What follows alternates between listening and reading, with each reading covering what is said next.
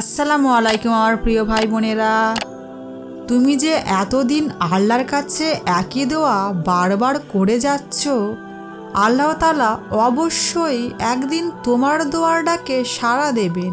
তোমার দোয়ার সফরে যে এত বাধা বিপত্তি আসছে, আল্লাহ ঠিকই তোমার সব সমস্যার সমাধান করে দেবেন।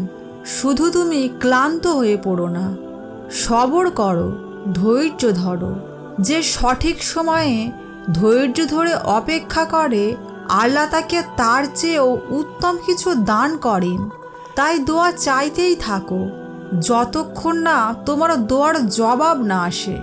তোমার স্বপ্নটা যদি বাস্তবে পূর্ণতা পেতে চাও, তাহলে নাছোড় বান্দা হয়ে যাও। মনে রাখবে, আল্লাহ তাআলা আমাদের প্রতিটি পরিস্থিতি পরীক্ষা করেন। এই পরীক্ষার মাধ্যমে তিনি দেখেন আমরা তার প্রতি কতটা আস্থাশীল। এতদিন ধরে তো দোয়া করছো তোমার প্রিয় জিনিসটাকে হাসিল করার জন্য, তাহলে আর একটু ধৈর্য ধরে অপেক্ষা করো।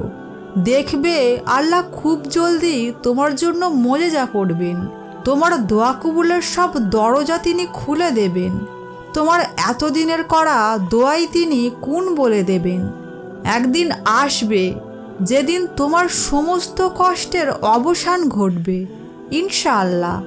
সেই দিনও তোমার চোখে পানি থাকবে, কিন্তু সেটা কষ্টের না, তোমার এতদিনের ধৈর্য ও সবরের ফল।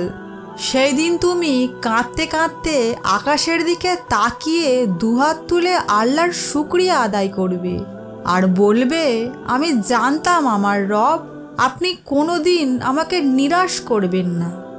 শোনো, যদি আল্লাহ তোমার দোয়া কবুলি না করতে চাইতো, তাহলে বারবার একই দেওয়ার খেয়াল তোমার অন্তরে আসতো না। হাজারো বাধা বিপত্তি আসার পরও কেন এখনও তুমি একই দোয়া বারবার চেয়ে যাচ্ছ? এটা কি কোনোদিনও ভেবে দেখেছো? কারণ আল্লাহ তাআলা নিজেই চাইছেন তোমার কাঙ্ক্ষিত জিনিসটা তুমি পেয়ে যাও। তাই তো তোমাকে তিনি দোয়া চাওয়ার তৌফিক দান করেছেন।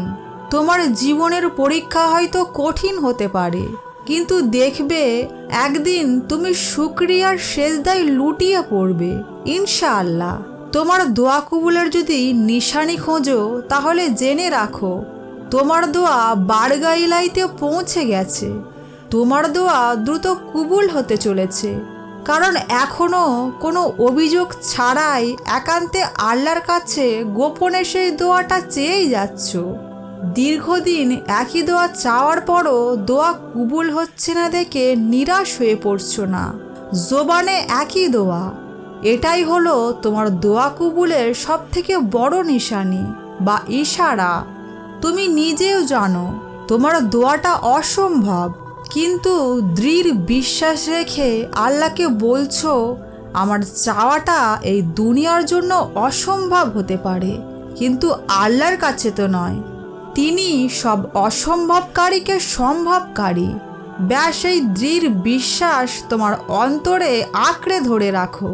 তোমার আল্লাহর প্রতি এই ভরসাটাই তোমাকে তোমার মঞ্জিল পর্যন্ত নিয়ে যাবে ইনশাআল্লাহ।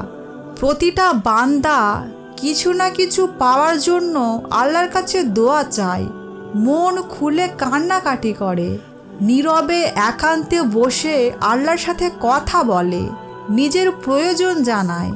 আমরা মন খুলে দোয়া করি, কিন্তু কখনো কখনো সেই দোয়া দ্রুত কবুল হয় না। তখন আমাদের মনে প্রশ্ন জাগে, আল্লাহ কেন আমার দোয়া কবুল করছেন না? কেন এত দেরি? কেন এত অপেক্ষা? কেন এত ধৈর্য ও আমাদের ঈমানের পরীক্ষা নিচ্ছেন?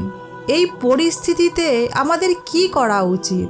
আল্লাহ কি তাহলে আমার দোয়া কবুল করবেন না? শোনো, তোমার দোয়ার কবুলিয়তে দেরি হচ্ছে বলে এটা ভেবো না আল্লাহ তোমাকে একা ছেড়ে দিয়েছেন বা তোমার করা দোয়ায় না করে দিয়েছেন। একটা কথা সদাই মনে রেখো, ভালো কিছু দিতেই আল্লাহ তোমাকে অপেক্ষা করাচ্ছেন। যদি তোমার দোয়া কবুল হতে সময় লাগছে, তো সেটার ফলও ততটাই সুন্দর ও উত্তম হবে ইনশাআল্লাহ। আল্লাহ কোরআনে বলেন, তোমরা ধৈর্য ধারণ করো, আল্লাহ ধৈর্যশীলদের সঙ্গে আছেন। সূরা আল বাকারা 153। আল্লাহ সবরকারীদের সাহায্য করেন এবং তাদের জন্য উত্তম পুরস্কারও রেখেছেন। তাই সবরের সাথে দোয়া চাইতেই থাকো। যারা চ্যানেলে নতুন এসেছেন তারা চ্যানেলটিকে সাবস্ক্রাইব করে ইসলামের প্রতি আহ্বানের সাথে থাকুন। আসসালামু আলাইকুম।